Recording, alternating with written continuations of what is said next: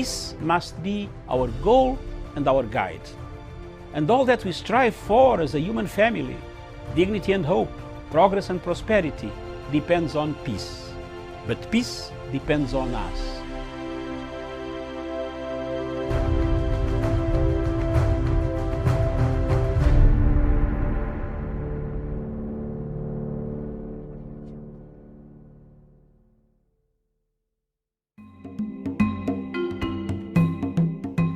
Several African leaders are on their way to Japan for TOPICAL conference that takes place or is taking place in Japan this week.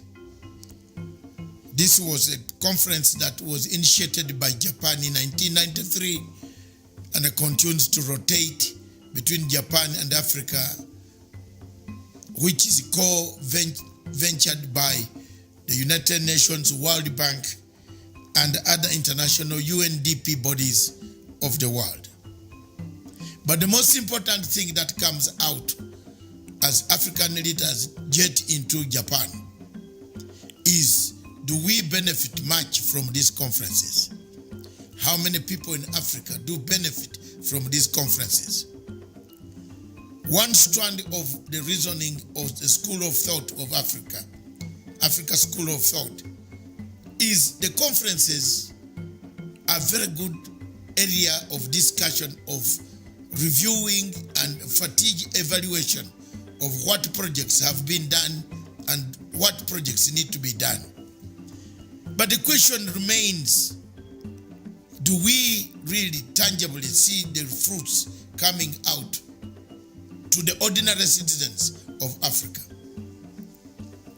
This last night, I had a tweet with Madame Byanyima, who is the executive director of Oxfam.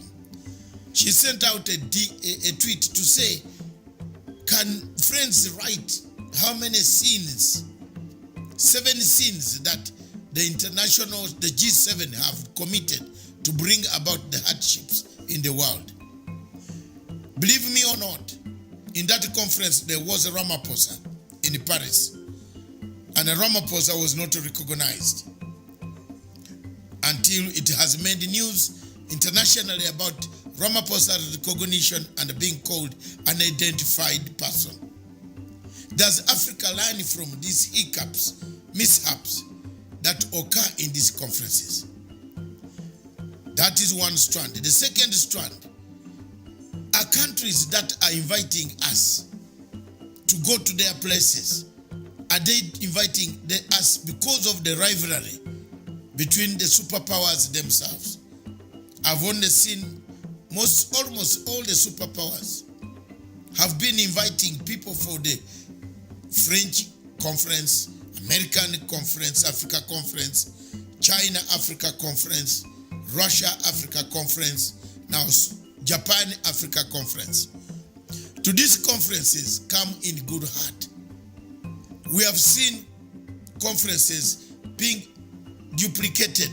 Qatar Africa Conference, Saudi Arabia Africa Conference, UAE Africa Conference. These conferences must teach us something.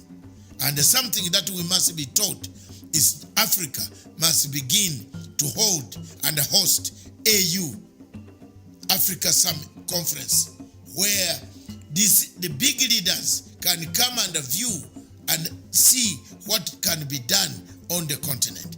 It will help us, it will make us very valuable, expressing our values, putting forward our values, what Africa stands for. As much as I encourage the discussions, and hopefully African leaders will learn from what experiences that Japan has gone through, from the Second World War, being bombed upside down to a superpower in the world in terms of trade, in terms of economy, in terms of defense security. I believe Africa of those countries in the world to come to our African continent. Thank you.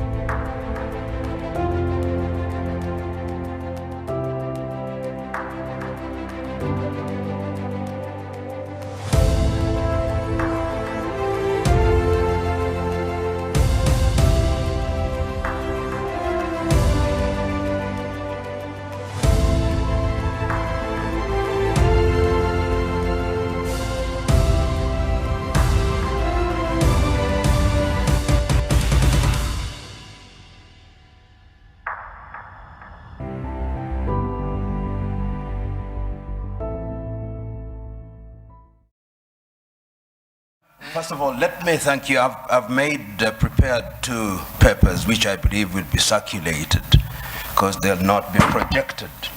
But if you can see, first of all, I want to agree with the Honorable Minister. I've done 2 pictorials. One of them is described as Africa at the dinner table. And if you look at Africa at the dinner table, Africa is on a plate and it is meat.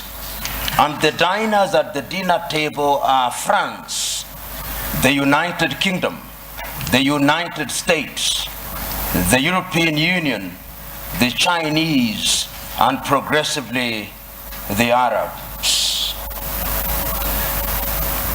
And my second picture is the African hotspots. It's not visible from there.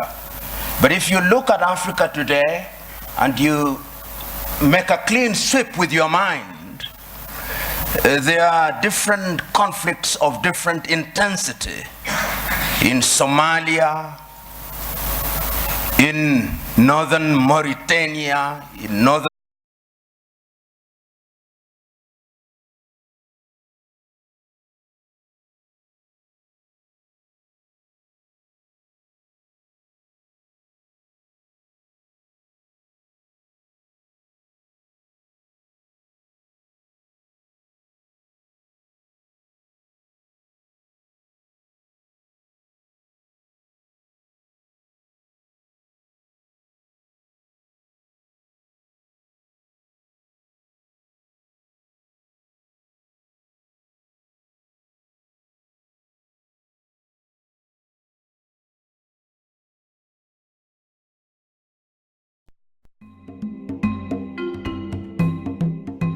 Several African leaders are on their way to Japan for TICAD conference that takes place or is taking place in Japan this week. This was a conference that was initiated by Japan in 1993 and it continues to rotate between Japan and Africa, which is co-ventured by the United Nations, World Bank, and other international UNDP bodies of the world. But the most important thing that comes out as African leaders jet into Japan is, do we benefit much from these conferences? How many people in Africa do benefit from these conferences? One strand of the reasoning of the School of Thought of Africa, Africa School of Thought, is the conferences are very good area of discussion, of reviewing and fatigue evaluation of what projects have been done and what projects need to be done. But the question remains, do we really tangibly see the fruits coming out to the ordinary citizens of Africa? This last night, I had a tweet with Madame Byanyima, who is the executive director of Oxfam. She sent out a tweet to say, friends, write how many sins, 7 sins that the G7 have committed to bring about the hardship in the world. Believe me or not, in that conference there was a Ramaphosa in Paris, and a Ramaphosa was not recognized until it has made news internationally about Ramaphosa's recognition and being called an identified person. Does Africa learn from these hiccups, mishaps that occur in these conferences? That is one strand. The second strand are countries that are inviting us to go to their places. Are they inviting us because of the rivalry between the superpowers themselves?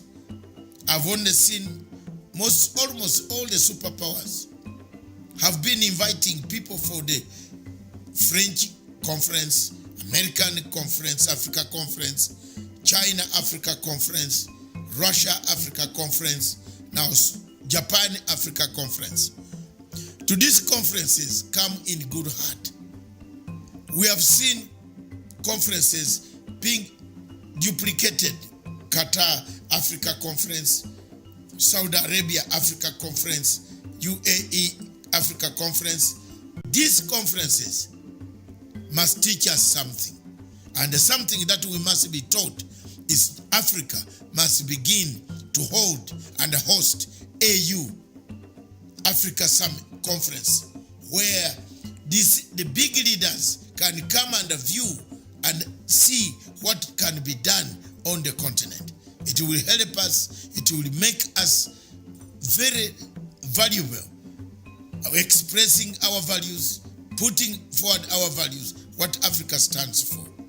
As much as I encourage the discussions, and hopefully African leaders will learn from what experiences that Japan has gone through, from the Second World War, being bombed upside down to a superpower in the world in terms of trade, in terms of economy, in terms of defense security.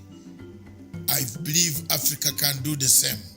And I believe one day we shall have the Africa Summit calling all the superpowers, including the heads of states of those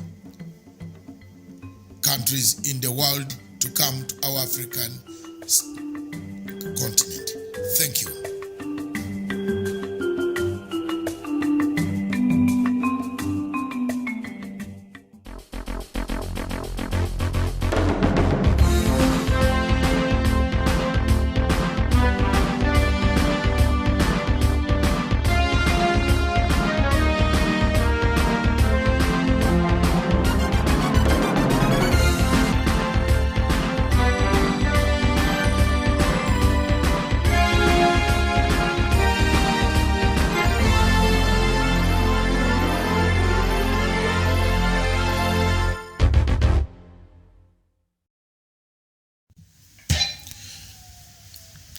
A very good morning to you, and thank you so much. We have to apologize first. We started another link earlier, but we had a little of some technical difficulties, and so we had to start another one, and so we apologize for starting up late, but nothing has been lost, as we have the latest here from Africa and indeed Kenya, and this is, of course, Good Morning Africa, coming to you all the way from Kenya's capital here in Nairobi, and with me today is none other than Dr. David Matanga. Doctor, good morning.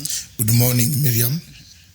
How are you, viewers, wherever you are in the world? Thank you very much for watching us. We are sorry for the delay, as Miriam has said, because of technical hiccup. But we are here to go, and you haven't lost any news. But the good news is that we shall be talking about Africa, what is going on in Africa, what is happening in Africa. In Malawi, we have protesters being given ultimatum to leave the streets of Malawi. But back in Kenya, we shall talk about, look at the newspapers, and Miriam will come up with African news, and we see Kabila again is at it. It's more or less the government is his government, and he has brought in all his people. So for the cabinet loss that he was, yes, the 60%. I think it's over 70%. Because, so do we see a problem in DRC? Yes. Do we see a problem coming back? People yearning to have peace and peace only in DRC. Back in Kenya, we shall look at the legacy of President Uhuru Kenyatta, how far we've gone with the fight against corruption. In Kenya intensifies. We see quite a lot of things happening. And the president said, Carter, you are on cross. Don't call me. Don't tell me you know me. But if these guys come, just tell them the truth of what happened with the money. So there you are. People applauded the president's move. And elsewhere on the continent, we shall go through, do African masses understand elections? Do we understand elections as it is in Africa? Or we just go for elections, we go to it? Some places in the world, election is not very important. But it looks like in Africa, election is very, very, Very, very, very important. It's a matter of life and death. It's life itself. If you talk about election coming in 2021, people start sharpening all their, books, textbooks, helicopters. Everybody prepares. People start bribing people. People start paying things for election in order to win. Do we understand elections really in Africa?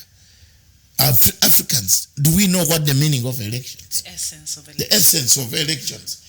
Some places in the world, elections come and go in a day. South Africa is not talking about elections. But Kenya has election in 2022. Jesus Christ, God forbid. We are talking about it as if that's the end of the world. People are saying, I must be the president by all means. Some are saying, we have got to be there. Our man must be there. So do we understand what elections are? When Socrates talked about elections, the Plato Republic talked about, those who have read the book, the Plato Republic, you will find he did not tell you that shout about it all the time. And it's, forget about work anywhere else. Forget about development. Forget about hunger killing people in Tiati, in Baringo. And you go on full blast about elections, about goodies.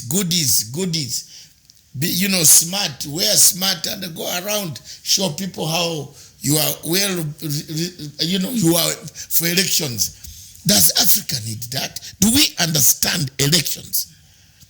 Do we really know what elections are? Or we just go in it just as it is? Yes, indeed. And speaking about elections, we have another one that is supposed to be coming up, a by-election for Kibra constituencies that has really exposed the underbelly of the divide in Jubilee government. I don't know what you make of the headlines this morning, Dr. Matanga.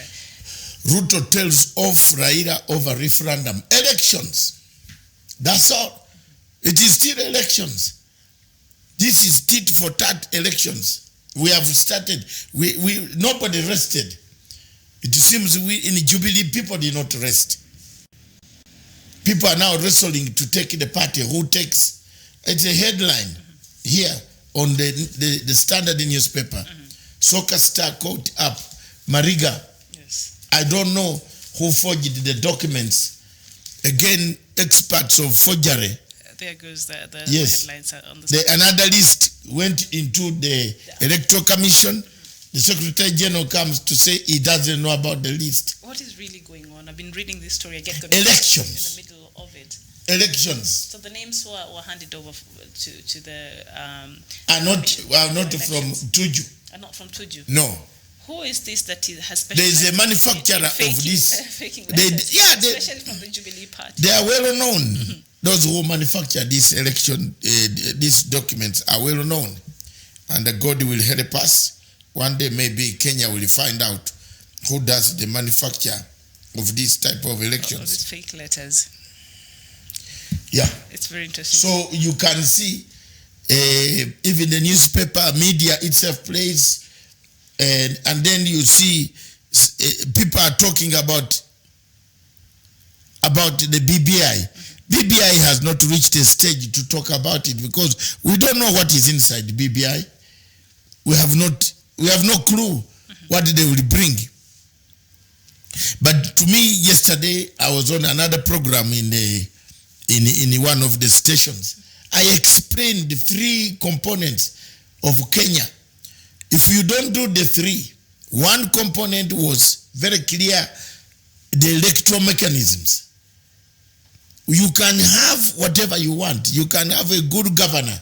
But if you don't have electoral mechanisms, forget it. If the electoral mechanisms are not proper. Yeah, forget it. The structures, yes. Yeah.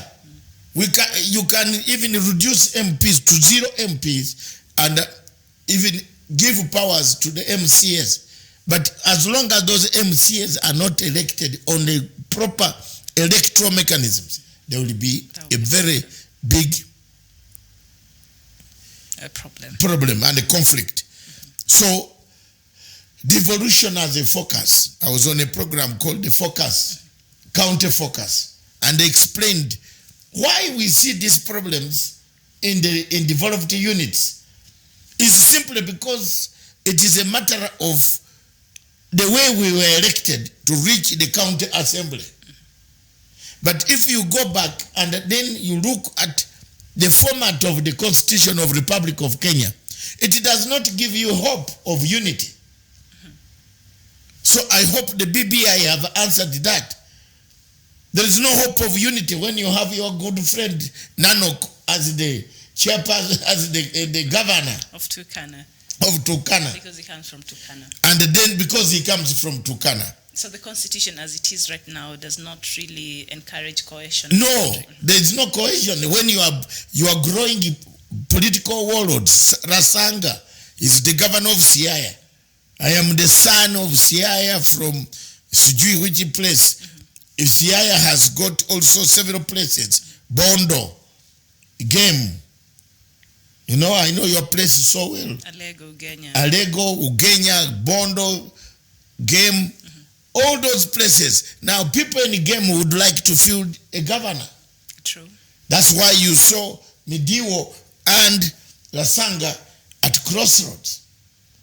I know all the politics. So as long as you have a governor who is part of the clan, one clan will say, no, we don't want. He's not our person. Yes, that is, you know, our place we have mountains. Where I come from, I was born mountains. And several of these mountains, ridges and so on, he said that place is the one that takes the MP every time. From 1962, from 1961, in our place, there is one side of our county, our constituency, whether you cut it to a constituency, there is one side that has all the time produced MPs. We have not produced one single MP. It is only recent in the last elections that they produced an MP, again, a wrong one. A wrong one. He's from my clan, but a very wrong person. He's not serving the people. No, he's already engaged in this politics, bringing me chaos. People think that I tell him to do the things. No, I don't. I don't have anything to do with him. I left him when he was very young. So I don't know what he wants to do.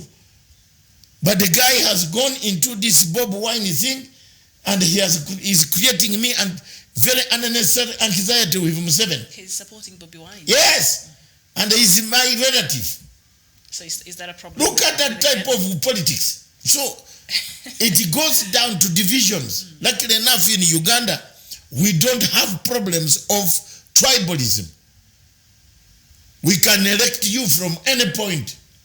In Kampala, we can give you the votes if you are very good.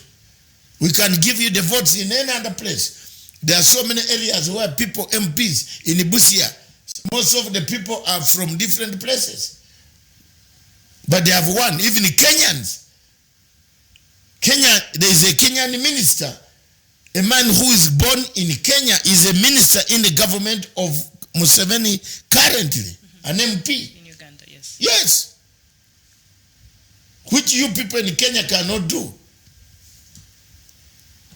I'm telling you, you have only given me space to speak here, but you tell me go home. Every day, go home. No? With border. You see, you have fixed mindset, border. You see, where they got this fixed mind, these are the people who are brutal people. They come and take you out of the house, go away. That syndrome must stop. It can only stop if you have a better electoral mechanism. Indeed, and yes. Electoral reforms, I think, is something that is needed in Kenya. We've made progress compared to other countries. Your friend is here. Or Abdi Samad, thank you. We recognize your presence this morning. Sorry, yes. He is recognizing you on a wrong footing. This woman is Iran Omar is not a Somali. She's a Kenyan from Mulyango Kubwa in Kitale. think that is what Abdisamad is trying to say. Or what are you saying? Yes. He's now a U.S. elected. She went to U.S. through Mulyango Kubwa. She's born. We have the brother. I can produce the brother for Abdisalam Ali, Abdisamad, who is in London. I know the brother of this girl. I don't want to tell you what the brother does in London. It would be very shameful. But let's leave it that way. Abdisalam, if you have started now, we can go. Because it looks that we are now going to engage ourselves until the final whistle on the day. But don't worry, I'm giving you a good time today. What we are talking about is tribalism. What has made Somalia fight? What? They speak the same language. They pray the same religion. He's one of those guys. Abdisamad. Now I'm curious. The brother to Ilhan. Yes, Abdisalam Ahmed, you know it. So for me, you know, I don't want to labor this. I know this younger girl. We thought he was going to attack to get Mr. Trump, but she has turned her mouth into issues. We are pacifying Somalia. We don't want stupidity. So Abdisamad is saying Somalia is fighting for tribalism. Or what you're saying that is the major problem that brought Somalia to where it is today. They are fighting tribalism. It is not tribalism. Clanism. It's clanism in Somalia. Somali problem is clanism. Yet during Siad Barre, clanism had brought them together. If you make a mistake, you go back to the clan, they correct you. We in Kampala, what we have done about the Somali, you can come in with your passport, whatever, holding it in the mouth or in the stomach or in the legs or in the bag. But we shall ask you which leader are you going to see? Which clan leader do you want to see in Kampala? We can give you the visa. But you tell us which clan leader you want to see. This is why I love Museveni on some things like that. He has straightened them. He has not refused Somalis to come. We are the only people who give Somalis entry without a visa. No country in the world can give this Abdisalam Ahmed even to smell the plane. No. But we allow them, but we ask them, where are you going? Yeah, where unaenda wapi? Kuona nani? Tuambie. If you are going, then Kisenyi, he knows Abdisalam Sami, Kisenyi, there is an elder who is going to look after you. If you get lost, that elder has got to get lost also. So we are determined. We are not going to break relationship with you because of Africa. This is Africa. Mutembe. Nchi yenyu iliharibika. Lakini move whatever you want. That is what Kenya is trying to do. To have very good things done in Somalia. To have to protect a small civilian unit. You see, behind all this fight of Al-Shabaab, there are civilians who don't know, who don't even know. They've been caught up in a war. We can't leave them to die.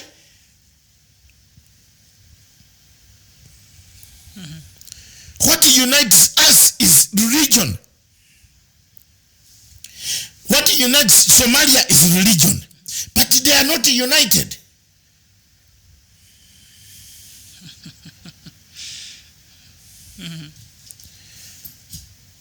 The voice rises because I feel so sad. He's passionate about I'm passionate. Somalia. I am passionate about Somalia, you. South Sudan. You have suffered too much. It's passion. You have suffered. Abdisalam Ahmed, you have suffered. You have been killed because of external forces. America went there and caused us trouble. America told Siad Barre, this man is a younger man. I must teach him history. Siad Barre was told devolution. The politics, election. You know, the topic today is election. You can go this way with your African news, but it's election. When we hear about election in Kenya, everybody is wearing a new suit. Every day, new suit, new coat, unaweka koti mpya kuimpress women and so on, you are flying everywhere. Election. So what women? You see that? To impress women. Yeah, some inua skirt, inua nini, inua all these things. Chiwereke, usijui embrace. All this is election. They have spoiled Uhuru Kenyatta's legacy. They have killed his legacy. And we who are friends are not happy. I don't need Uhuru Kenyatta to pay me. Friendship is not bought. Neither do I need Ruto to pay me to be a friend. I can be a friend with my daughters or my sons. I have many. With grandchildren, 9 of them. I can be friendly. But elections has created problem in this country. We are talking about election. Look, Raila and Nani and him, they are starting babs. You see now? Look at this newspaper. You open it for people to see. What is it? Raila tomorrow is going to open up the tap. And Raila's tap is always deadly. So the Star newspaper, the headline says, Ruto tells off Raila over referendum, and he says that when BBI puts across their proposals, we will not accept the spirit of tsunami. That is what Dr. Ruto here is saying, telling Dr. Raila. You see? So these exchanges, both, this does not help. This type of election, if you look at African, in fact, Miriam, let's suspend everything and you come with African news. Let's discuss this issue. Look, South Sudan went to war because of elections. Elections and tribalism.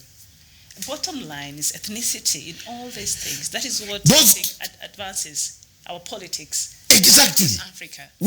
Do we really understand what elections are in Africa? Do we? If you look at how Famijo became the president of Somalia, is a project of the Americans. He poured in money to buy presidents, and then he reaches there, he turns on everybody. He doesn't want to listen to anyone in Africa. He wants to listen to himself only. In South Sudan, Riek Machar started talking about elections. What sparked the roar? In SPLM, elections. He said, Salva Kiir, halai walai, Bukura, we want elections. Bukura, election. Bukura. We have a war. They cannot bring in anybody here. South Sudan is gone. And they're supposed to be having elections next Today now we have this everywhere in Africa. Tuko na shida.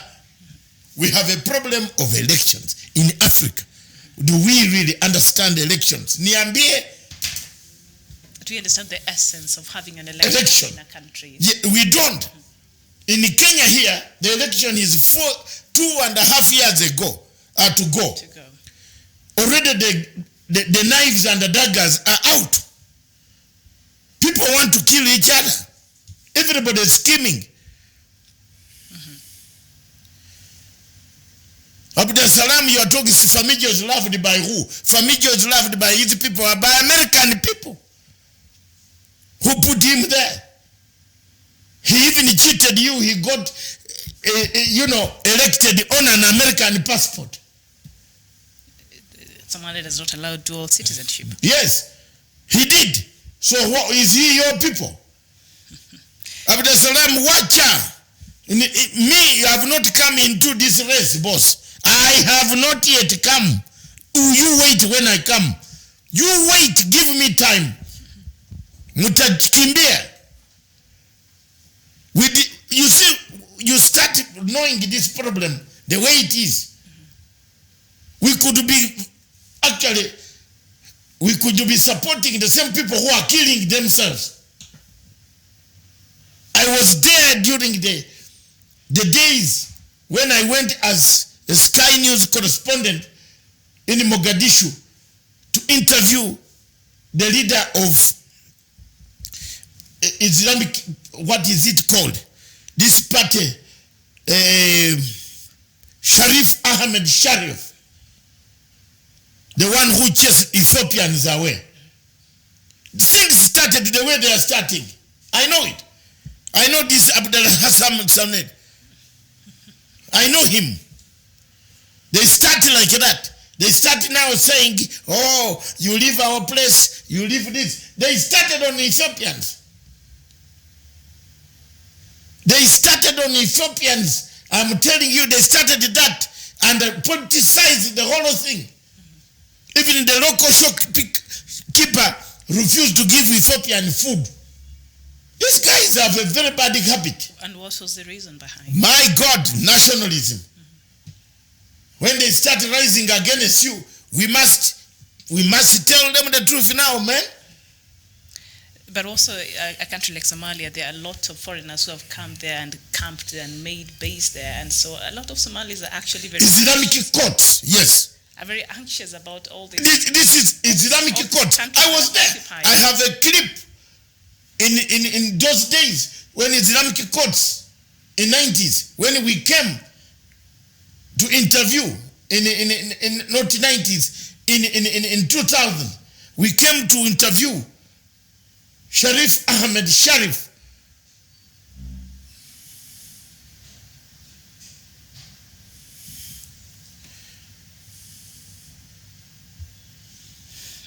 You see? Yes. I saw the nationalism, and if we keep quiet about this, there are people fueling this, and the end result is not going to be well. Look at a woman who has been exposed internationally in the US. She's also getting involved in a feud back at home. Oh, Kenyans are destroying our transmitters. What? If transmitters are transmitting terrorism, what do you do? You leave them to be killed?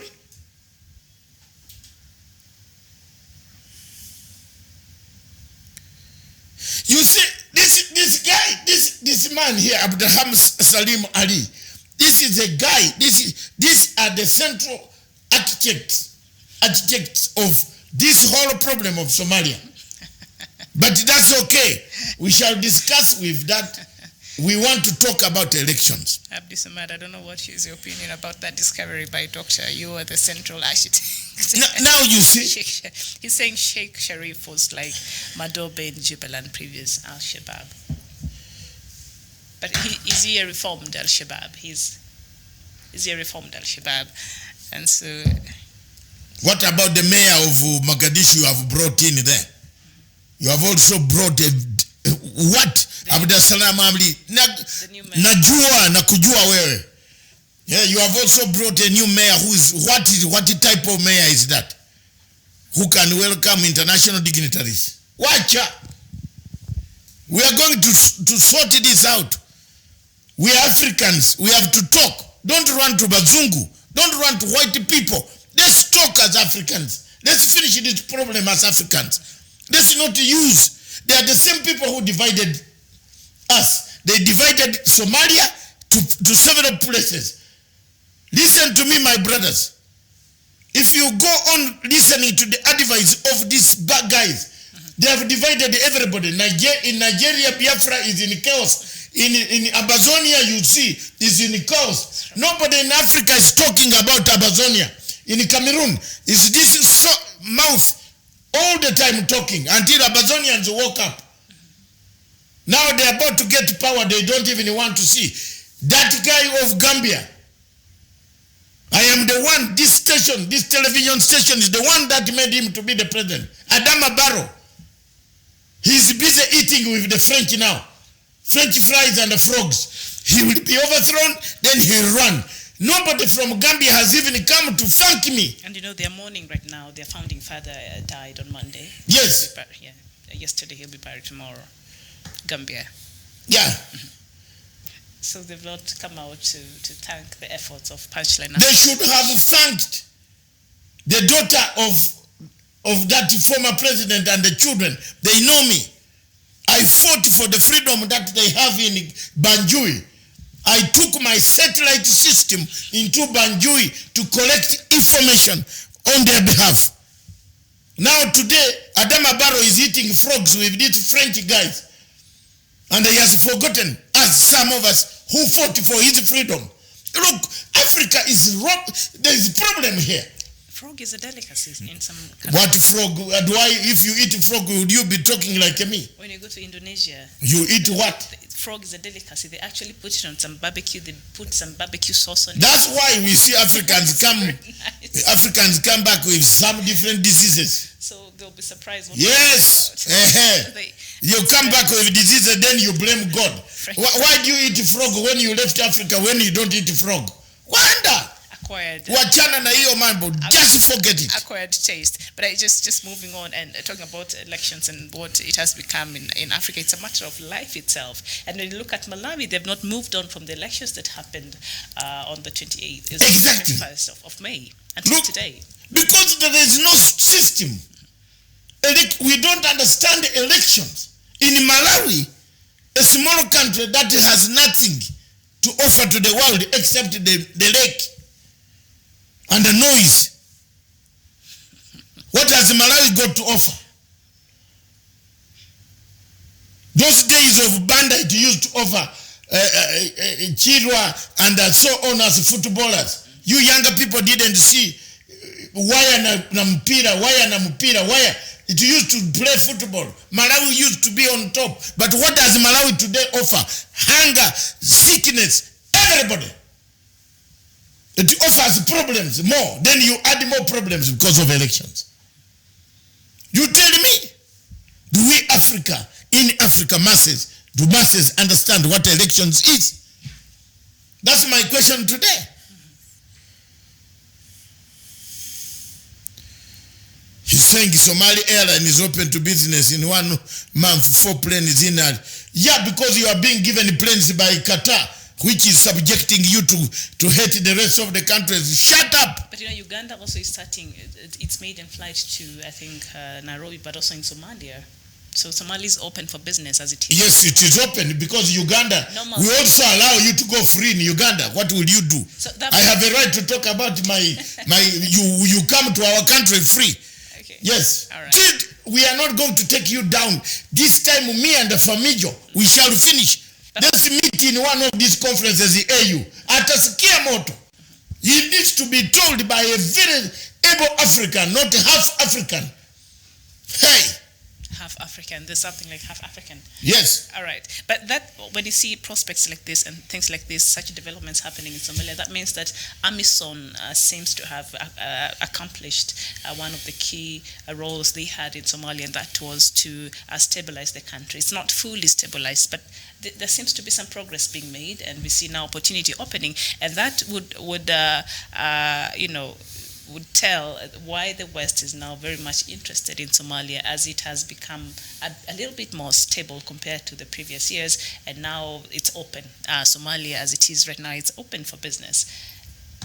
So it's open. Somalia will open, but Somalia should not forget, without Kenya, without Uganda, without Ethiopia, without Djibouti, without Burundi, Somalia should know how many of us from these countries have laid our lives down to die because of Somalia.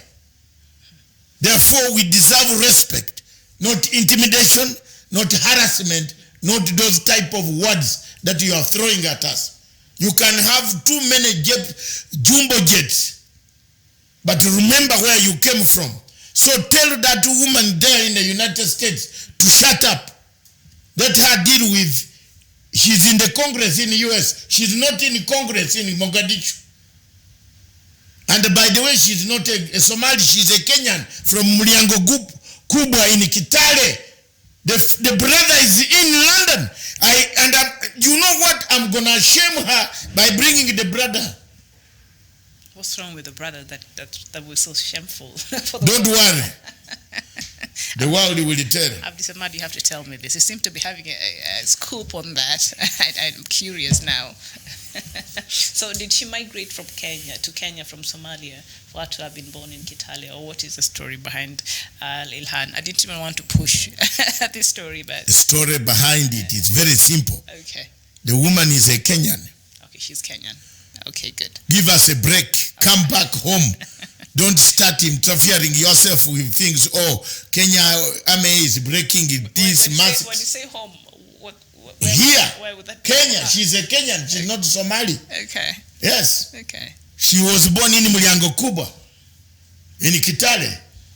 Do you know where Mlango Kubwa is in Kitale? I have all her records. Huyo tamumaliza. Lazima tutembee na yeye arudi nyumbani. Hiyo mambo ya kutishatisha watu. She has to come back to herself. Yes. Come back home. Come home. Come back home. You know why she has thrown weight on one side already? She wants to come back, and because she was in Congress, she wants to lead Somalia. We know the trick. They are all there. They were puppets made to work. You know, Famijo also worked for the party, the current president, to get prominence and the money to come and buy MPs. All right. Abdisamad is saying she was born. There is no refugee camp. Mlango Kubwa is not a refugee camp. Wewe wacha maneno yako. Dadaab is there. Dadaab is very far from Mlango Kubwa. Kitale is on the other side. Dadaab is different. Mm-hmm. What the hell are you talking about, boss? Maybe we just need to move along to maybe another country. And yeah. We look at South Africa had the election in May. It is over. They are fighting in parliament. We in Kenya and Uganda, election in 2021. Uganda is already on the brink of almost a war. Ready for an election without the people buying red shirts, colors, what? So Bobby Wine has started to really campaign. Yes, declared. But if you tell Bobi Wine to write a policy alone, lock him in a room and tell him to write a policy of 50 pages. For policy, you need experts to come in. You can't be an expert to write a policy. But he writes lyrics. Wait, when you cannot even, you can't put an input. He does not write his own music. Where? You have to put an input. Leadership is not that walking like it is, walk like it is. Leadership is dignifiable. So Bobby Wine does not have qualities. Akona qualities to sing on our coronation day. And that's what he will do. We started this struggle long time ago when he was not there. He was not even born when I started the struggle. And anafikiri atakuja atupite namna hivyo. So what are there are people who have suffered, who have lost their wives, parents. We are still here. So huwezi kupita namna hivyo. Kuna. And speaking about, haven't you seen God has refused the messages 6 times? Because there is the owner. There is the owner that God has put in place. You will see the person coming out one day. You've spoken about the leadership quality. Is that where we missed the point when we are electing these leaders across Africa? We don't look at somebody who has the leadership qualities. And what would that look like for a person truly qualified to head a country in Africa? You see what is killing, before we go there, what is killing Africa? You know, I told you, George Soros is a very powerful man. George Soros and the regime change civil society removed a government in Ethiopia. Kwisha. The government in Ethiopia, Kwisha. Now they got this Ethiopian prime minister, a dangling, you know civil society. He's brought the civil society politics in the region. He's already in hands with Famijo. He's already trying to do something in Khartoum. What he has not managed is to do anything in Kenya. Because Kenya is formidable. We moved ahead. Yeah. I will tell you off camera here. Because you can't beat me on international intelligence. I'll tell you what the Ethiopian Prime Minister is doing. He's doing exactly what I'm telling you. He's now joining hands with Famijo to hate Kenya. Then they have gone to tell, have you seen what Djibouti has done to us? Djibouti, what Djibouti has done. Djibouti decides to go against African Union because people eat frogs together with the French. French fries and frogs. And the frogs. And then they put up a candidate. African Union has a candidate who got 33 votes. Kenya. 37% of the votes. Now Djibouti says no. Let's leave it to the world. Why? It has roped in Arab League. It has roped in French-speaking countries around the world. Have you seen? There you are. We have a big battle ahead in New York in the General Assembly. Yes. A big battle. That is going to. And the Kenya does not see that. Some of the people in Kenya don't see. They have owned this thing. They don't want it to be also for us to tackle this. Who is funding this type of axis that is destroying the relationship in Africa? Abdisamad is bringing a very interesting point here. He's saying not hate. He knows Oromo are 50 million and need work in Somalia, build the ports. So what he's saying in essence is Prime Minister Abiy Ahmed is just looking at the interest of his people and the opportunities they might get in Somalia. It's nothing personal. That is what Abdisamad here is saying.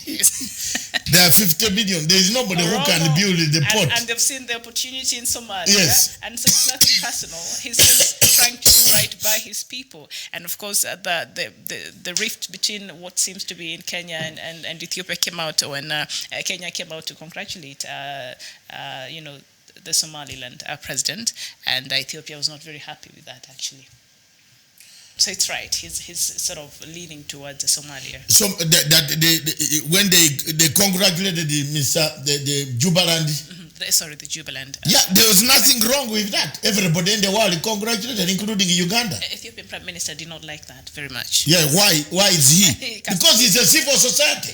Ethiopian Prime Minister is a small civil society boy. That's it. He has read civil society politics. What has he read? He has no power in Addis Ababa. In Addis Ababa, power is held by, you will see what is going to happen. You see, as they walk like that, there are going to be some other vacuum to be filled. Why? International politics is very dangerous. Why do you use it? People don't know how to play international. If Famijo will find himself with a vote of no confidence, very soon. In Somalia? Yes. People will rebel. You can't bring a bad blood between Kenya and Somalia and you lead Mogadishu. We have been together like this for a long time. We don't discriminate each other. That's why you see Somalis have even gone as far as Uganda. You can't bring us bad blood now. And because of Americans, they have given you a few dollars. Where kula dollars zako? All Somali ministers, they have bought houses in Turkey, UAE, Qatar. But hey, I have documented long like this. Well, let them keep quiet. Shush.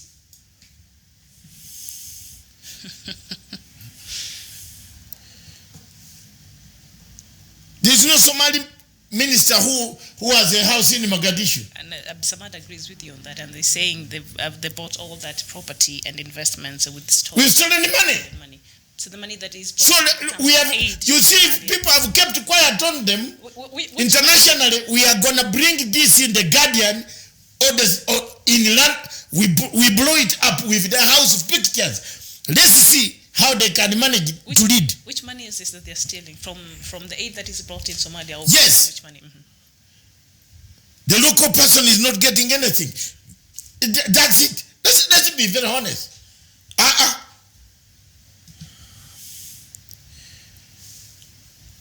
You see, I told you you'll come to me. You'll come to me, boy. Baby. Is back home. Yes, he's back home. I told you I'll touch something that will make you happy. And in Kenya here, you don't want to go to where Somalis live, because where there are a good number of Somalis, the properties there are very expensive.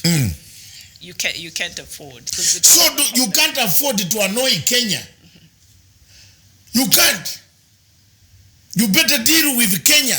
I'm telling you with wisdom. Not when have you seen a scientific research that has come out? People between 60 and 70. You have heard? Have done what? Oh, there is a scientific research. That says what? They are now the best that you can hang on. People between 60 and 70. The best in what? In everything. Wisdom, whatever they do, the colors, everything shines, everybody lights. It is a research. I'll send the link to you. I'm lost. Then between 80 and the Trump, that is the best cream. 80 and 90. Why did you throw Trump's name in there? Yeah, because it's about that age. He's not okay. No, but there now you become going bad. Oh, you become bad. But in the bracket of 60, 70, oh, mama, baby, come on, bring it on. Okay. Abdi Samad, you're saying Kenya is making it easy for Somali thieves to invest in Kenya. I think, yeah, because of the loopholes and the bureaucracy and corruption. You're right about that. We've made it a very fertile ground for any thief across the world to come in and invest. And that also goes to a lot of South Sudanese leaders over there. They invested in Kenya. Because of election, a conflict sprang up in Juba. The Dinka and the Nus. They fought a war. Gabon, election. Ali Bongo versus Dr. Jinping. The country has never been stable. Elections. Let's go. We are talking. Khartoum. Bashir is thrown out. He's postponed one election, cancelled another one. The country is not the same. They are living on borrowed time. Algeria, borrowed time. Tunisia, election, borrowed time. Let's go. Malawi. One of the major opposition leaders has been arrested. Accused, but the Electoral Commission in Tunisia has said he's still allowed to go on. But it is election. I think some people don't want. It's election. Kenya here. Look at what Ruto and Raila are pumping mouth at each other. Election. Selections in Africa. Do we understand them? Zimbabwe. Look at the small priest called Chamisa with a voice which is not statesmanship. He's a priest now. He calls himself a pastor. Pastor Chamisa. Okay, I didn't know that. Elections. Being funded by George Soros to dismantle your own people. Elections. Let's go. Maputo, across. Elections. Renamo, they had to sign an agreement recently. 2 weeks ago. Renamo and Frelimo signed an agreement to bury the hatchets. Elections.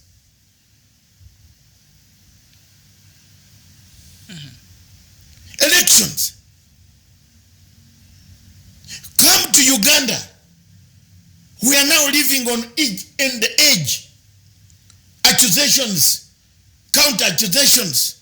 Soon people will start framing each other. Oh, you are a rebel. This is a rebel. Arrest. Elections. Democratic Republic of Congo. Elections. Now rebel groups have regrouped. Tshisekedi is just left as an island. He can't unite even a single baby. Kababy who has just been born. Because mafia man called Kabila works from behind. Elections. Cameroon. Let's move Chad. Election is looming. Yes. Chad has closed all the borders. I've seen that. Yes. Yes. And I said, Mama, these things are in my head. Look at it. I am not reading anywhere. Because I lecture into these things. Look at Chad. It's gone. Border closed, border closed, border closed, border closed. Let's move at the giant Nigeria. Why is it paralyzed? 54 million did not vote. And one Nigerian here is saying, Innocent Chigbu, you're saying, good morning, Dr. Matanga and the crew. Kindly demand to know where Nigeria president is hiding as IPOB members look for him, searches for him in Japan. So apparently President Buhari left to go to the TCAD meeting, but he has not showed up to the conference hall. We shall locate him. Apparently. We shall locate him. But the problem that Nigeria faces at the center of it is something to do with elections. It is. So one party says we want a referendum, it's elections. Another party said we are not going to elect. The other southern party are saying no, the other northerners are coming to take everything. That is tension, elections. Ghana is the only stable place so far, and South Africa. Ivory Coast, the tremors, the feelers, the voice of the one coming. You know, when the President Ouattara hears of Babugo is free, he goes to the toilet 20 times, comes back, Babugo is coming, oh, Babugo is coming. He was still under house arrest in Belgium, I think. Is he? He's not under house arrest. He stays in until the case is over. Completely. But there is no case there. Told he can't travel. There is no case. The case of Babugo was purely malice.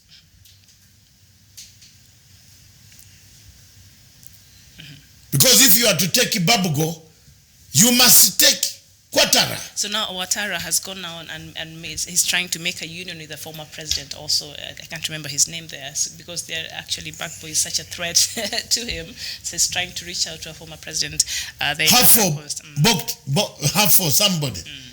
I know the name, the guy. Before it's just escaping my mind. But yes. Babugo came in. A very Côte d'Ivoire, that Abidjan. I used to fly into Abidjan, one of the smartest, the best, beautiful cities of Africa.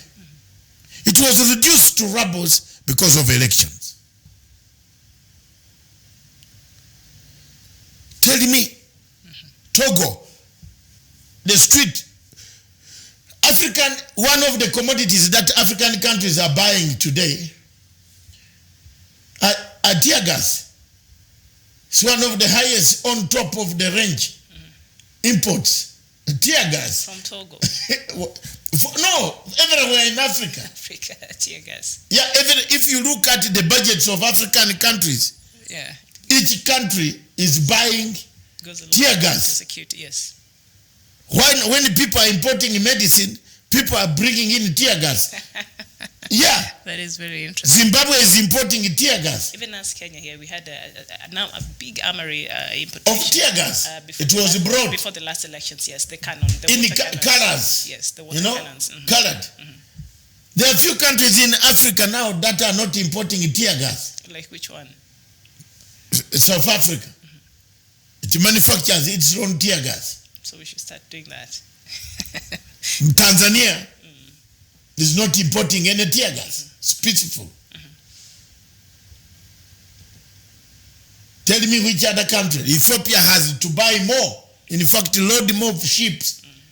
Because what is going to come in Ethiopia will be a tsunami. And talking about Tanzania, Doctor, this morning, yesterday, Tanzania announced that it wants to repatriate all the 200,000 Burundian refugees that are in the country. They want to be taken back by force back to Burundi. Because Burundi is stable. Why do you want to use Burundi as Tanzania as a springboard to cross over to cause insecurity? Waende! Rundi! Burundi is stable. Yes, there's no more war in Burundi. There's a government.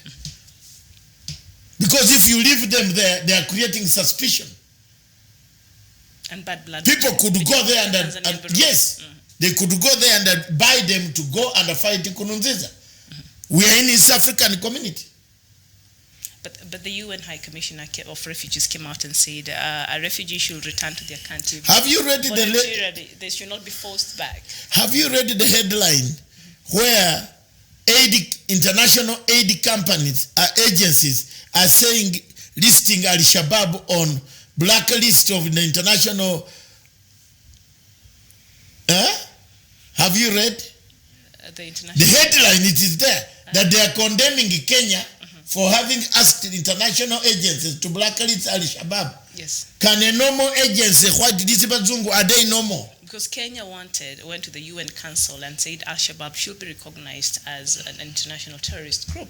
Yes. And I think there are people who came there at the UN Council, Security Council, and said no. Why? Somalia, actually. Somalia is refusing. Why? Refused. That was about 3-4 months ago, yes. No, it is now it is today. Right now, okay. It is one of the headlines in the Standard newspaper. Kenya did not receive that support. And so Kenya was... No, because aid agencies came up to say people will suffer. Are people not suffering now? So people will suffer because some people will be targeted, unfairly targeted, or what was... We don't know. You see, there is something that has come in East Africa that I told people a long time ago, but people did not listen to me. Now you also can believe me that I'm a prophet. I warn the people that as soon as France... Chamisa is a pastor and you are a prophet. Yes, I am a prophet. I'm better than Chamisa. Chamisa is a stupid guy who looks for Nani's money. He looks for George Soros' money handouts and Jeffrey Smith. I've caught all his transactions with Jeffrey Smith. They are here. Okay. They came. What he does, where he's going to China, he's going to Russia.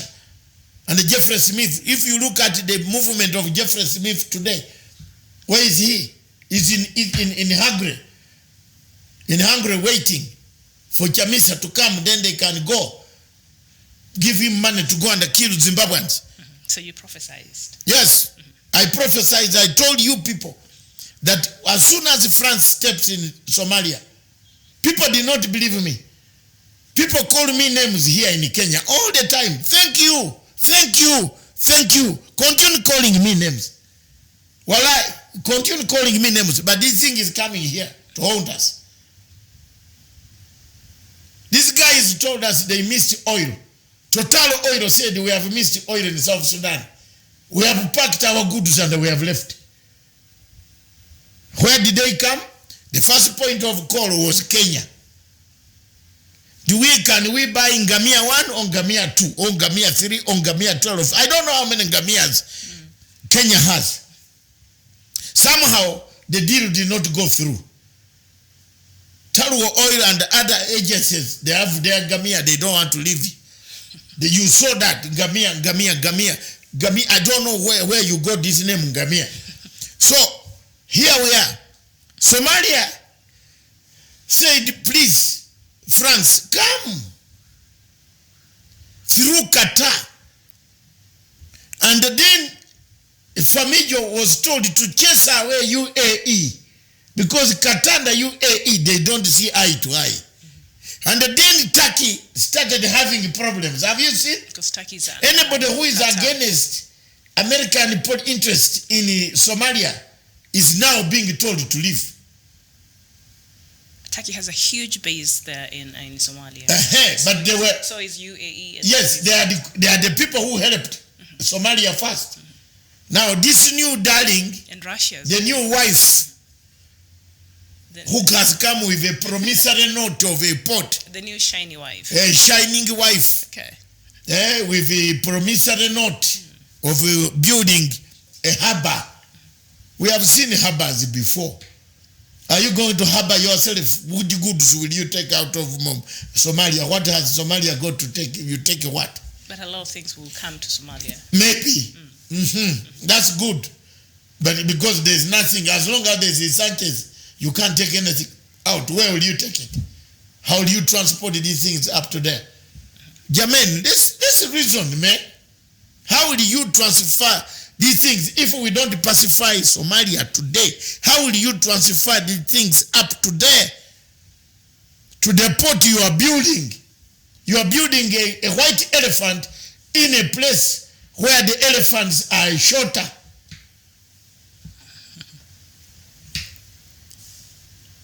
So as soon as the French stepped into, they told, don't worry, give our second kin brother a nephew called Norway. Norway will do everything for us through Paris. Pay money through Paris. There is an account in Paris that pays all these ministers. Mama, look at me. I'm an investigator. I know everything which goes on, which account in Paris that Norway uses to pay everybody, to silence everybody, to turn against Kenya. We know. So that was a plan that was hatched. Hatched. It's now. And the French decided to walk away. Not to walk away, but to remain in. Watched by cloth. By Have the you fence. seen a hawk? By the fence. A hawk walks to smell the meat on the ground. Looking for an That's what the French are doing. That's exactly what they have done to Libya. For my viewers to know why I am saying this, look at Libya today. General Haftar Khalifa, elections. We put an election, a government of national unity in Tripoli. We are now killing the same government. We are killing them. We are bombarding the same government. We have given General Khalifa Haftar arms, planes, logistics, ships to kill, to destroy, kill them completely. It beats all the logics. The UN Security Council efforts and the AU efforts. It beats all the logics. What is the point? Because if France, being a permanent member at the UN Security Council, it's part of a country that has been adversely mentioned in terms of supplying, even some supporting General Haftar, and they are the same people who sit down and try to purport to be trying to bringing solutions to Libya. It's very interesting and oxymoronic at the same time. It's just a very short break, and then I think we will come back in a few minutes. Okay, bye-bye.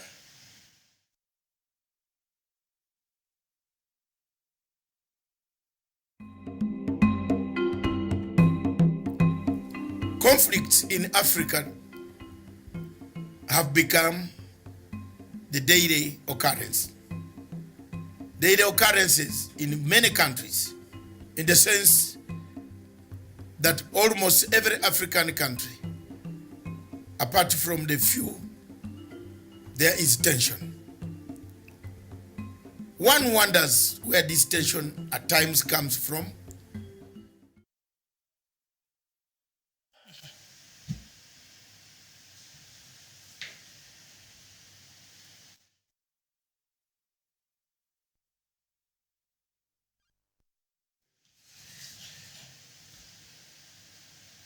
Been cut again.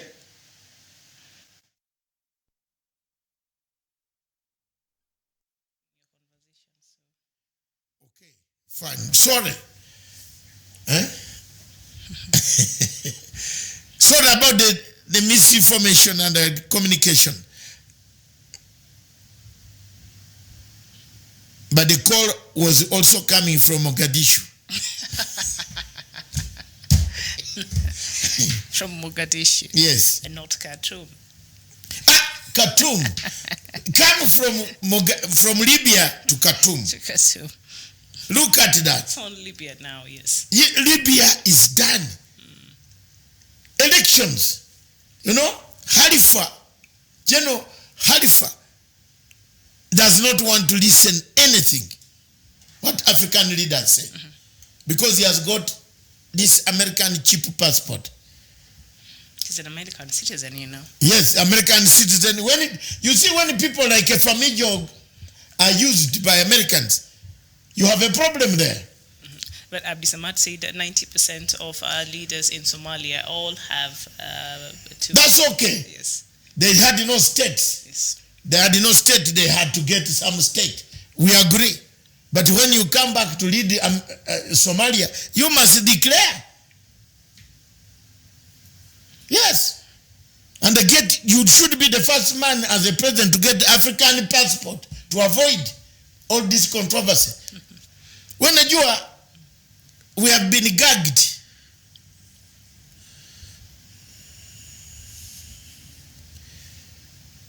We have been gagged about this issue. This issue, people would have come to table a long time ago. Because if you tell people like Abdesalam Ahmed Ali in Mogadishu to go and tell Famijo, they tell them, then the people would have understood that we know what they do. It's elections. In Zambia, the leader of opposition is in and out of trouble. Elections. In Botswana, which was one of the most stable democracies in Africa, it's because of elections that President Masisi and the President Hama, the former president, are fighting. Elections. You see the points I'm scoring. President Masisi was in the country, I think, 2 weeks. Yes, in Kenya. He was, yes. He was in Kenya. The Botswana president about a month ago. Yeah, 1 month. They are fighting because of elections. Across in Rwanda, my place where my daughter is married, why don't I even talk about it and go there? I fear elections there. I don't want to be dragged in it. Across where? Rwanda. Oh, Rwanda. Angola. That's where my daughter is married. My firstborn daughter is married in Angola. Okay, that's good. I've told you before. Other people would be walking around here posing themselves. I don't. But Angolan president did very well to try to make Wait! between Uganda and as soon as he negotiated, I told them, I wrote to him a message. I said, you see, what you are negotiating down there is not practical on the ground. It's not translating. Yes. As soon as it reached Kampala Communication Authority, Uganda Communication, blocked Rwanda newspaper never to be read by Uganda. I saw that. So, what have you signed an agreement? I don't know. They even blocked it online. Yes. They did that. So, I told him, I wrote a note to my friend, my big brother there. I said, brother, you know these things better than me, but me, I'm a stranger in Jerusalem. I'm the only one in Jerusalem who doesn't know what happens. Elections. The fight between the former president and the current president, the daughter of this, that, elections. Tshisekedi, elections. You see how elections brought chaos. There's one main plank of leaders of opposition who said this thing was stolen. Now it is proving by Mr. Kabila owning 70% of cabinet. So Tshisekedi now looks like just a puppet now. Yes. He's not the one actually in control. That one is about to collapse. It's Kabila's puppet. Because people will come up to say, what is this? I think it's just a matter of time. Because we did not give legitimacy to this election. Some people in African Union masqueraded as frogs in a fish's pond. Masquerading as frogs in a fish pond. And told us, don't recognize Tshisekedi. And that tall man in African Union. And then when I talk here, there is somebody here who say, oh, that man brings us a lot of trouble. Wewe, nakuchunga. I have not exposed what you have done to these people. One day I will expose and you will never even have a car to drive. Mchunge mimi. Look, nasema ya haki. People went and what they did on Tshisekedi. African Union, the French told these guys that, don't worry. master these ones out. Don't tell African leaders to go and witness the swearing in ceremony. In a nutshell, election is in Africa. Do we understand them? The answer is no. Ma'am, you have your 10 minutes or 20 minutes. For the African news.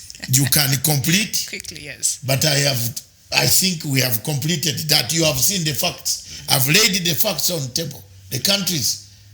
Why is this Eritrea making noise? Elections. It doesn't want to hold elections. When you mention elections in Eritrea, they come and slash you. Or you're jailed. Eritrea is a very special case. Yeah. Tell me. A very closed country. When you mention elections in Bujumbura, Burundi, the man does not, the man has, have you seen a president who has a toilet, a kitchen in one house? Because he can't, he can't leave with power, even walk out of his office. He thinks someone will overthrow him. Elections. Across in Burundi, in Rwanda, the tension is elections. Elections, yeah. Everywhere. Mauritania. Tell me, show me one country that's very peaceful. It's South Africa. It's peaceful. It's where elections are finished. People have, the following day they start going to work. That is the time when Africa will rise and shine on elections. Less than that, the two questions I leave to you and your audience is, does Africa need elections? 2, do we understand what elections? There is a word you have used today, the essence of elections. I think the answers to both are negative. Thank you very much, viewers. I hand over to Miriam.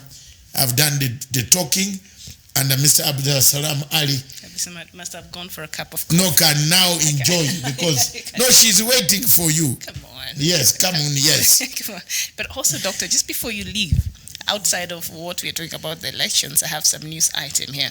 And South Africa has impounded a plane belonging to Tanzania's national carrier over a farmer's $33 million compensation claim for his land, which the Tanzania government nationalized decades ago, a lawyer said over the weekend. So a Tanzania aircraft was seized at Johannesburg's or Tambo International Airport, because the country owes a South African farmer $33 million. They took his farm. Tanzania took his farm. So when the plane went to Tanzania, the national carrier of Tanzania Airways, it was impounded. Africa. Miriam, yeah, Abdeslam is back to us. I want to leave you, to excuse you, but so that I can go and handle some other things. You finish the news, take your time, and explain on the top of the hour. You can make it 1 o'clock news, and that is the end. But it shows you how Africa is even more divided. With things like this. There is somebody who called me yesterday and said, we want to talk. Now this man is calling me an imam. I am not an imam. What the hell is this guy? I am not an imam, Mr. Abdul Salam Ali. You have now said I am an imam preaching. Yes, I'm a preacher. All right. Okay. You are. He's trying to keep you here and have some business to take care of. Just excuse yourself. I think, Abdul Salam, you are causing a problem here, a big war. He's trying to keep you here. He does not want, because he knows you will respond. Doctor has some things he has to take care of very urgently. And so let me. Thank you very much, Abdul Salam from Mogadishu. Abdul Samad. for watching us, and thank you very much, all of you. Keep the legacy of President Uhuru Kenyatta. We are on course. Corruption war is going on. It is intensified. I hand over now to Miriam with the last words of Tanzanian plane impounded in South Africa for a debt. So, a farmer's debt. And yet Tanzania is the one that liberated South Africa. So, do we have patriotism or we have mercantile capitalism surrounding us? I leave that to Miriam. Thank you. All right, thank you so much. So I'll just take us very quickly to the news-making headlines. Do we take a break? Yes. Break? All right. As I make way and I give Mr. Abdul Salam the chance. Thank you very much. Don't go too far. Just a very short break. We'll be right back. There are a number of countries in Africa that produce oil. Kenya today became one of the member states of oil-producing countries in Africa. It exported its first oil, where President Uhuru Kenyatta flagged off the oil that was got from Turkana in one of the northeastern parts of this country. But is oil a curse to Africa? Is oil a curse to the entire places where oil is found? We see in the Middle East, the wars in Iran, in Saudi Arabia, in Yemen, in United Arab Emirates. It has developed the area in Qatar. We all have many cities, skyscrapers coming up because of the proceeds from the oil.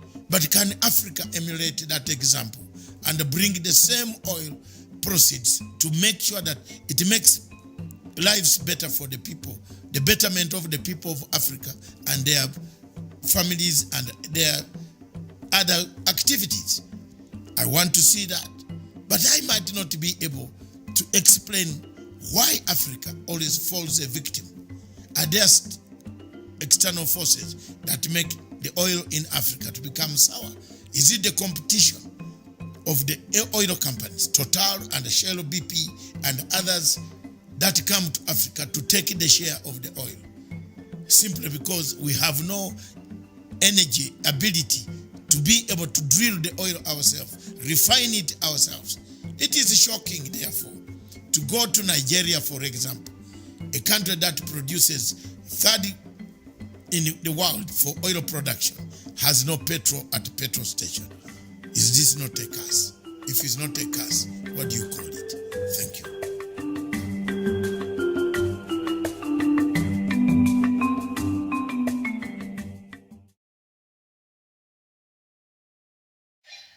Welcome back. Indeed, it's a very good afternoon here in Nairobi. Just, I think it's 1 p.m. on top of the hour here, and it's just that we are at the last tail end of Good Morning Africa today, and we started a bit late, and that's why we're going past 1 p.m. But I'll not take too long. I just wanted to bring us up to speed of what is making headlines in Africa this afternoon, and of course, we start with Tanzania.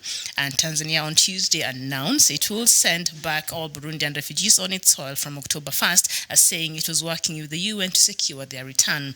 But the UN High Commission for Refugees issued a statement that insisted that any returnees should go home voluntarily. According to Tanzania government figures, around 200,000 Burundians have fled to Tanzania. Many arrived after a political crisis erupted in Burundi in 2015. And Tanzania Interior Minister Kangi Lugolo said that in agreement with the Burundian government and in collaboration with the High Commissioner for Refugees, they will start the repatriation of all Burundian refugees on October 1st.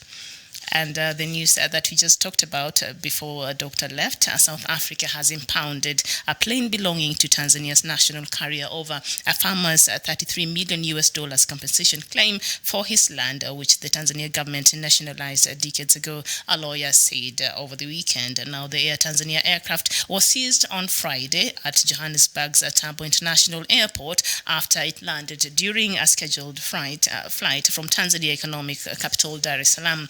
Lawyer Roger Wakefield of Waxman Attorneys said the seizure followed an order granted by the High Court in Johannesburg last week on Wednesday. And in Sudan, today the country is set to announce the members of a new cabinet faced with a mountain of challenges after months of unrest, including rebuilding the economy and ending internal conflicts. A newly appointed Prime Minister Abdallah Hamdok will name his key picks from nominees put forward by the Forces for Freedom and Change, an umbrella group that led protests against veteran President Omar al-Bashir and the generals, which was ousted in April this year. And in Uganda, Uganda's national airline has launched commercial operations with a flight to the Kenyan capital. Ugandan Airlines' inaugural flight to Nairobi on Tuesday carried mostly government and airline officials following a ceremony to relaunch the carrier that collapsed in 2001. Ugandan Airlines owns 2 planes. 4 more have been ordered, including 2 Airbus jets, and the carrier will fly to regional destinations such as the Somali capital, Mogadishu. And in Malawi, the Malawi Supreme Court of Appeal has imposed a temporary ban on protests in the country. The order was granted late Monday, with the government confirming the order on social media. The order imposes a 14-day moratorium against opposition demonstrations in all parts of the country. Registrar of the High Court and Supreme Court of Appeal Agnes Batemba confirmed the development in an interview to a local news outlet. And in Gambia, the Gambian government has ordered that all flags fly at half-mast in memory of the late Sir Dawda Jawara, the country's independence hero. A first Prime Minister and President Adama Barrow on Tuesday confirmed reports that the former leader had died at the age of 95 at his residence in Fajara. Barrow led a cabinet delegation to pay condolence visit to the home of Jawara, who led the Gambia from 1965 till 1994, when he was ousted in a bloodless coup led by exiled leader Yahya Jammeh. And in Libya, a boat carrying dozens of migrants bound for Europe capsized Tuesday in the Mediterranean Sea off Libya, with at least 40 people missing and presumed drowned, a UN official has confirmed. As a support group reported it had gotten a call from someone on the vessel crying and shouting that passengers had died already. At least 65 migrants, mostly from Sudan, were rescued, said Ayub Gassim, a spokesman for Libya's Coast Guard. And in Mali, hundreds of lorries and other vehicles have been blocked from entering the capital of Mali, Bamako, on the 4th day of protest over the poor state of the country's roads.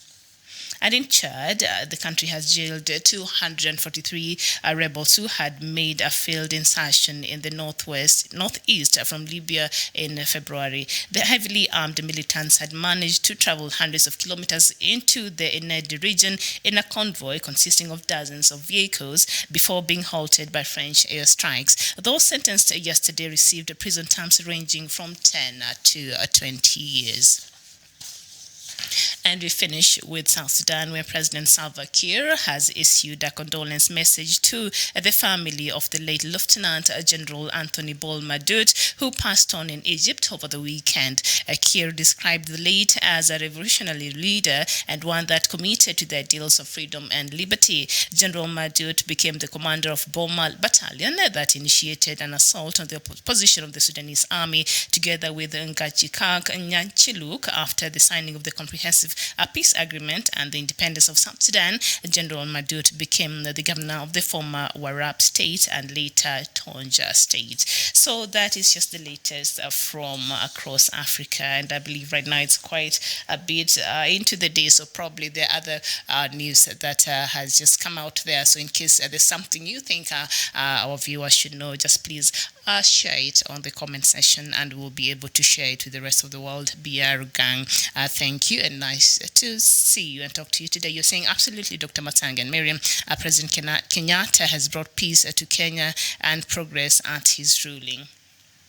I don't know if you're here in the morning. We were trying to look at the news making headlines across Kenya, and of course the headlines is the rift that is now quite apparent in the Jubilee, the ruling party in Kenya here, the Jubilee party that is headed by President Uhuru Kenyatta and another fraction that is allied to his vice president. And now, according to the Star this morning, Ruto is really having serious problem with the opposition leader. And now the AU Special Envoy for Infrastructure, Dr. Raila Odinga of former Prime Minister Raila Odinga, and that is also something that is bringing issues. And also, earlier we talked about, after the death of Kibra Member of Parliament, Ken Okoth, Jubilee was not very keen in, fronting a candidate to vie for that seat. But it is said from what we're reading in the papers that DP Ruto put pressure on Jubilee Party and insisted that Jubilee must take place in the by-elections that is slated for November. So, and the names, there was apparently a letter that was written, to the electoral body, the names, the nominations that were done.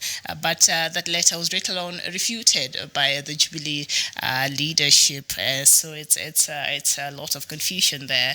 And apparently that letter was fake. So we don't know the right positioning of that. But the registrar of parties, I think, gave a copy of that letter back to Jubilee Party leadership for them to confirm, and they've come out to say the names that were put as having been nominated in that letter were not approved by Jubilee Party, and Jubilee Party leadership was not part of it. So we do not really know what really is happening, but as it is, that goes to show you that this is a party that is not speaking from the same side of the mouth, and so the intrigues as we wait for the by-elections in Kibra. I think this also from what critics are saying, this there are places that Raila Odinga have lost that were ODM strongholds. So I think Jubilee might want to test waters, especially from the DP's camp, and see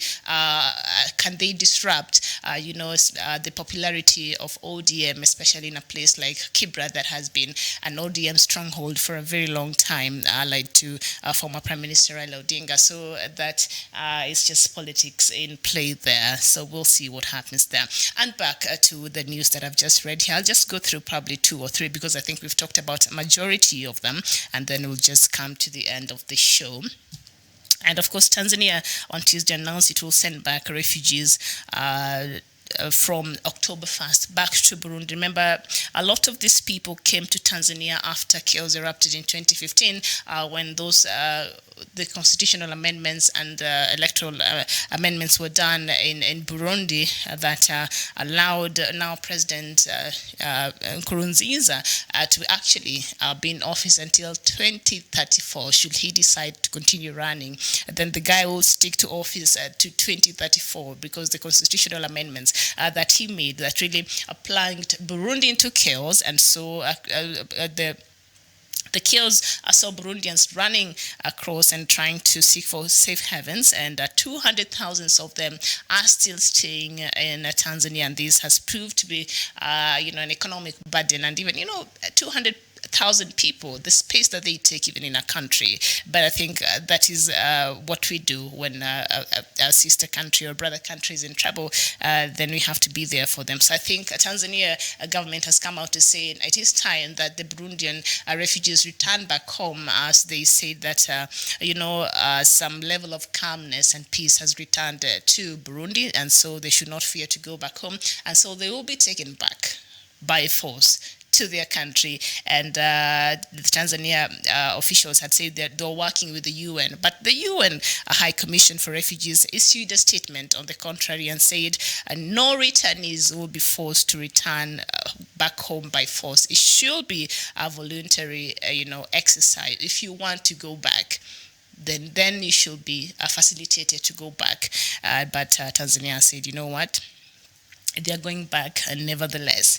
And so, of course, we talked about that plane that was, impounded. The Tanzania's national carrier was impounded in South Africa over the weekend because of a farmer that the Tanzania took his land, and they owe the farmer allegedly about $33 million US.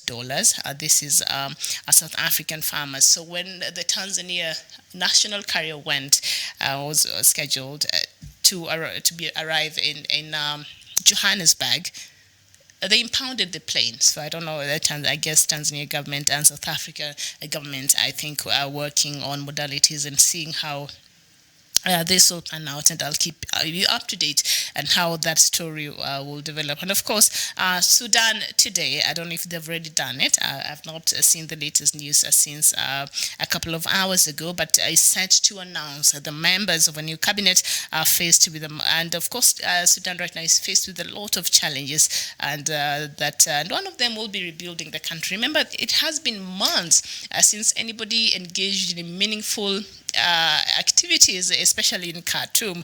And so this new team is mandated really with especially rebuilding the economy and ending the internal conflicts that are still, causing some tensions across Sudan.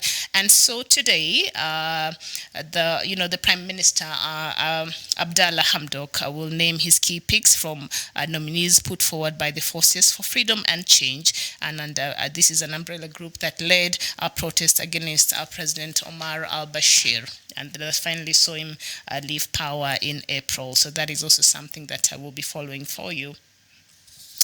And what else is important? Well, Malawi Supreme Court of Appeal has imposed a temporary protest in the country. And so the opposition, remember, after the elections that happened on the 28th of May this year in Malawi, and of course, President Lungu is still there. He's the one who... the president won there, the incumbent, and the opposition has gone to the streets, and they've not been very happy with the results, and they have been wanting for the electoral body chair to resign from the post, and she has refused to leave, and so they have been demanding for a new election, and so it's been chaos upon chaos in the streets of Malawi there, and so now the court has issued a statement and said that there are no protests that will be allowed in that country for 14 days. And so I don't know if the opposition will go to challenge this ruling, but that is what is happening. So the Registrar of the High Court and Supreme Court of Appeal, Agnes Batemba, confirmed the development in an interview to local media outlets there in Malawi. And of course, in Gambia, as we said earlier, their founding father there now... his name was Sir Dauda Jawara, the country's independence hero, our first prime minister, and the president, of course, Adama Barrow, on Tuesday yesterday confirmed that the former head of state had passed away, and right now flags are running, all flags fly at half-mast in honor of the former president Dauda Jawara, who passed on yesterday and at the age of 95. Remember, the president Jawara was, ousted from the power. He was in power from 1965 to 1994, and he was ousted in a bloodless coup in 1994 by now exiled leader Yahya Jammeh. And if you have been following, I think a month ago, there has been, a committee that was set up, sort of a commission to look into the things that happened during the reign of Yahya Jammeh, and a lot of bad things happened, and people were coming out to testify. It was a public forum, and I remember Yahya Jammeh is in exile right now, and so he ousted the former president, who's now dead, Dauda Jawara, and he will be buried tomorrow there in Gambia. And the very sad news again coming from the Mediterranean, another capsized, boat killing 40 people. It's just last week, I think, another boat capsized. Is it last week or the other week? This is something that really should stop. The porous borders in Libya and the insecurity therein that has really created loopholes that, migrants, and especially from the people who died, the boat that capsized, majority of them were coming from Sudan. So you would understand when our country is in turmoil and there's no citizen feel like there's nothing better from them for them in their country, they'll try to move and try to look for greener pastures. So a lot of the people who died in this boat that capsized, and 40 people died, a lot of them were from Sudan, and a UN official has confirmed that. So those are very sad news when you hear coming there from the Mediterranean. It's a very sad time. So we hope that stabilities can return in these countries, and the citizens can feel comfortable and safe to be in their own country and to stay in their own country and to look for opportunities in their own countries, because what this news coming from the Mediterranean every now and then is very sad. And at least 65 migrants, mostly from South Sudan, were rescued. Mostly from Sudan were rescued, and of course, majority of them also who died were also from Sudan. So it's very sad there.